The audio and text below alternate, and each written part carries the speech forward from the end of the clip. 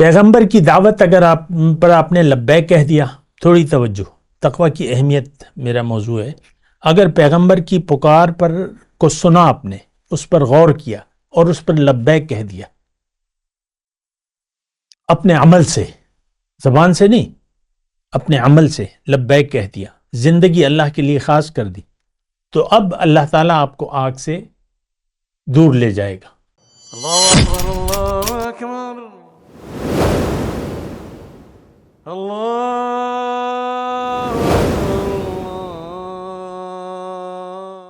اعوذ باللہ من الشیطان الرجیم، بسم اللہ الرحمن الرحیم. اللہم صلی علی سیدنا محمد معدن الجود والکرم آلہ وسلم. سامعین و ناظرین اکرام، السلام علیکم ورحمۃ اللہ وبرکاتہ. آج کا ہمارا موضوع تقوی کی اہمیت. دیکھیں، تقوی دین کی بنیادی ضرورت ہے. دین کا سفر جو ہے اس کا آغاز تقوی سے ہوتا ہے.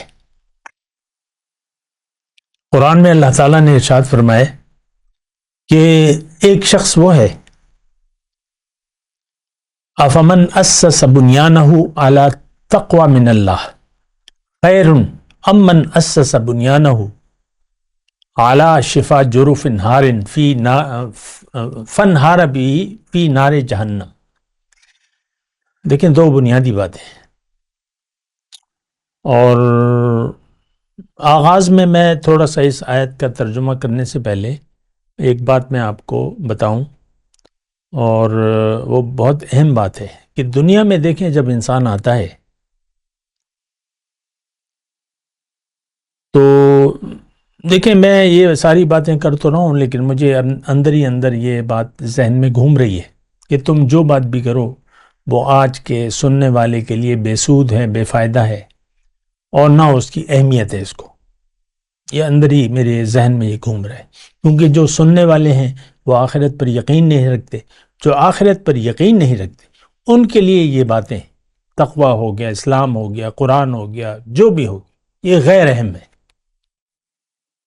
اور آپ دیکھ لیں ہمارے جو ریلز ہیں، جو شارٹ کلپس ہیں، جو لانگ کلپس ہیں، اس کے سننے والے نہیں ہیں. میں تو مخاطب تو آپ سے ہوں، عام لوگوں سے مخاطب ہوں، مسلمانوں سے مخاطب ہوں، لیکن یہ سنتے نہیں ہیں. آپ دیکھ لیں ویوز کتنے ہیں اس پہ.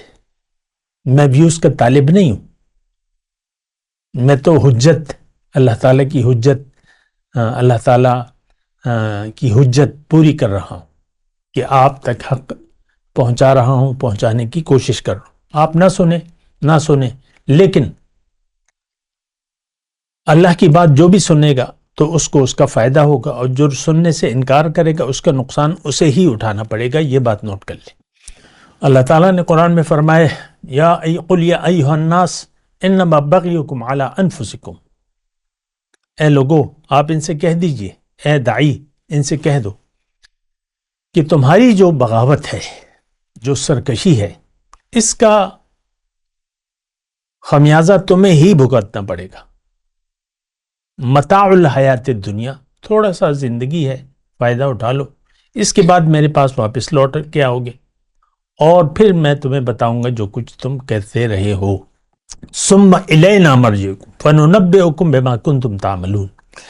تو بہرحال میں آپ کو یہ کہہ رہا ہوں کہ یعنی پھر میں آغاز کرتا ہوں. میں نے تو آپ کو یہ کہہ دیا جو میرے ذہن میں گھوم رہا ہے کہ یہ لوگ سننے والے نہیں ہیں، توجہ سے سننے والے نہیں ہیں، کیونکہ ان باتوں کی ہمارے لیے، آج کے مسلمان کے لیے، یہ باتیں اہمیت رکھتی نہیں ہیں. تو بہرحال وہ تو جو حق ہے وہ تو قرآن میں بھی ہے اور بیان کرنا بھی ہے ہم نے. تو دیکھیں، اللہ تعالیٰ نے قرآن میں ارشاد فرمایا ہے کہ زندگی گزارنے کے دو طریقے ہیں. ایک تو آپ کی زندگی کی بنیاد تقوی پر ہے، یا تقوی پر ہوگی، یعنی احتیاط سے آپ زندگی گزاریں گے، یا آپ بے احتیاطی سے زندگی گزاریں گے. اور ایک بات جو جملہ میں اکثر آپ سے کہتا ہوں کہ انسان جب پیدا ہوتا ہے، شعور سنبھالتا ہے، تو یہ آگ کے گڑھے کے کنارے ہوتا ہے. انسان، قرآن کی آیت کا ترجمہ میں پیش کروں، انسان جب شعور سنبھالتا ہے، دنیا میں آتا ہے، یہ روح ربانی اس کو جب جسم ملتا ہے اور یہ انسان بن جاتی ہے، انسان اس کو پکارنے لگتے ہیں، تو یہ آگ کے گڑھے کے کنارے ہوتی ہے. پھر اللہ تعالیٰ اپنے نبی کے ذریعے اس کو پکارتا ہے، اور اب جس نے نبی کی آواز کو سن کر لبیک کہا، اللہ کی دعوت کو قبول کر لیا، نبی کی اللہ کی دعوت کو قبول کر لیا، اللہ کو منزل بنا لیا اور اللہ کے راستے کا مسافر ہو گیا، اور کہہ دیا اس نے عمل سے کہ انی وجہت وجہی للذی فطر السماوات والارض حنیفا وما انا من المشرکین، میں نے اپنا رخ پھیر لیا ہے اللہ کی طرف جس نے زمین اور آسمان پیدا کیے، میں یکسو ہوں، مشرک نہیں ہوں. پھر اس نے اپنے عمل سے کہا کہ ان صلاتی و نسکی و محیای و مماتی للہ رب العالمین، میری نماز، میری قربانی، میری زندگی، میری موت اللہ کے لیے ہے، جو کہ رب العالمین ہے، جس کا کوئی شریک نہیں ہے، اس کا مجھے حکم ہے، اور میں سب سے پہلے مسلمان ہونے والے میں. تو یہ بات نوٹ کر لیں، بڑی اہم بات ہے. ہم ایسا محسوس نہیں کرتے، بنا سوچے سمجھے زندگی گزار رہے ہیں، اور دنیا ہمارا آئیڈیل بن گیا ہے، اور دنیا کے لیے ہم زندگی گزار رہے ہیں، دنیا ہی ہمارا آئیڈیل ہے. بس ہم اپنے تمام خیالات، تصورات، فکروں کو دیکھ لیں، وہ ظاہر کے بارے میں ہے. تو یہ بڑی خطرناک بات ہے. میں آپ کو یہ کہہ رہا ہوں کہ انسان آگ کے، دوزخ کے یا آگ کے گڑھے کے کنارے ہوتا ہے. میں کنتم علی شفا حفرۃ من النار. تو اگر پیغمبر اس کو پکارتا ہے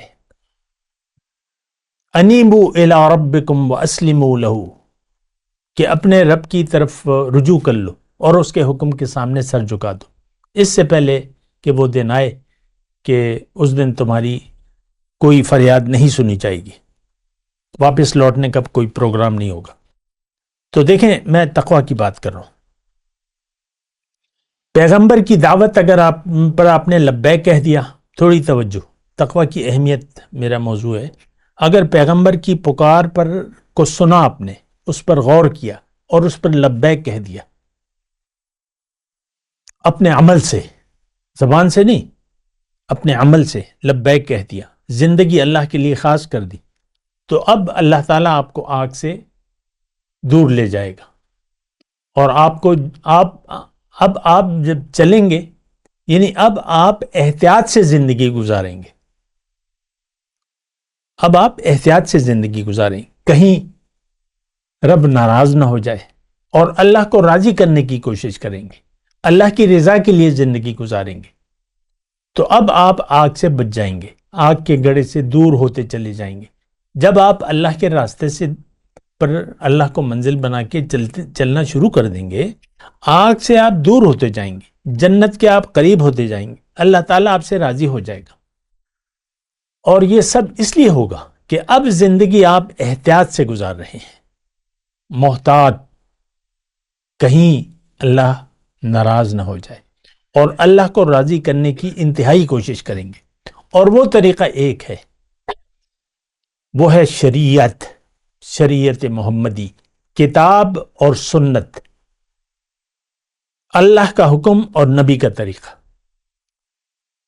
تو یہ دو چیزیں ہیں. تو دیکھیں، اس میں جو بنیادی بات ہے، وہ جو آج میرا موضوع ہے، وہ تقوی ہے. اگر آپ احتیاط سے زندگی گزارنا شروع کریں گے، اور آپ احتیاط سے زندگی گزار نہیں سکتے، آپ کا کوئی عمل تقوی کا نہیں بن سکتا جب تک آپ کی منزل اللہ نہ ہو اور آخرت آپ کی ترجیح نہ ہو. اگر آپ کی ترجیح دنیا ہو گئی اور دنیا ہی کے لیے، یاد دنیا میں آپ زندگی گزار رہے ہیں، تو دین کا کوئی بھی کام مقبول نہیں ہوگا، وہ مردود ہوگا، کوئی فائدہ نہیں ہوگا. ہم سب آج ہمارا رخ دنیا کی طرف ہے، خیال دنیا میں زندگی گزارنے، اور تقویٰ یہ ہم میں ہماری، یعنی یہ اب ہم یہ صفت ہم اپنا ہی نہیں سکتے، کیونکہ اللہ ہماری منزل نہیں ہے، ہماری ترجیح تو دنیا ہے اور دنیا کا فائدہ۔ بات کرتے ہیں ایک وقفے کے بعد۔ وآخر دعوانا الحمدللہ رب العالمین۔ مولاي صل وسلم دائما ابدا على حبيبك خير الخلق كلهم